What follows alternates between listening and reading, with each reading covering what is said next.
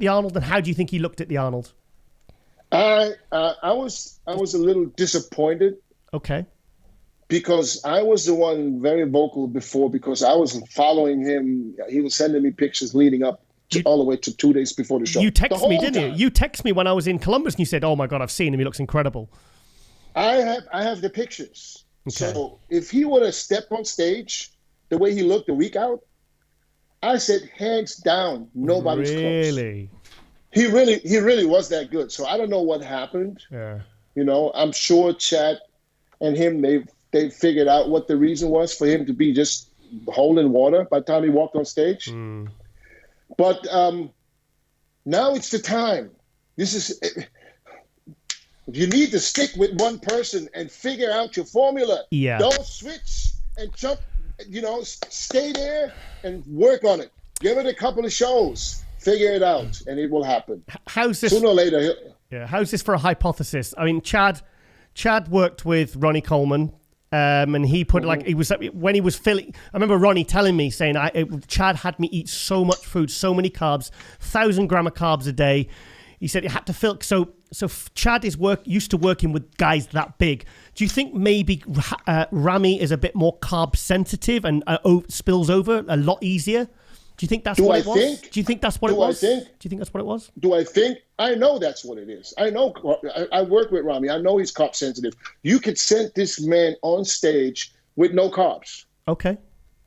He would have been better off just cruising the way he was 2 days before. Yeah. Just cut a little bit water. Don't worry about the carbs. Same amount of carbs. Yeah. Like you carb deplete. A carb depleted Ramy is a dangerous Ramy.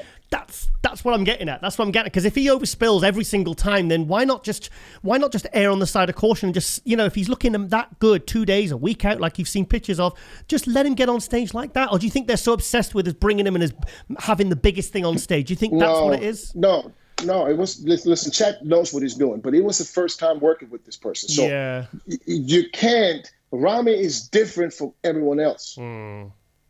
He doesn't respond like everyone else. He had I worked with Chad. He loaded us up like fucking carb loading was carb loading. Yeah, in fact, Ronnie told me. Carb load. He was like, you know what I mean? He said he was in agony. But similar to me, and if Chad hears this, I said, Chad, Ramy's similar to me. We don't get flat.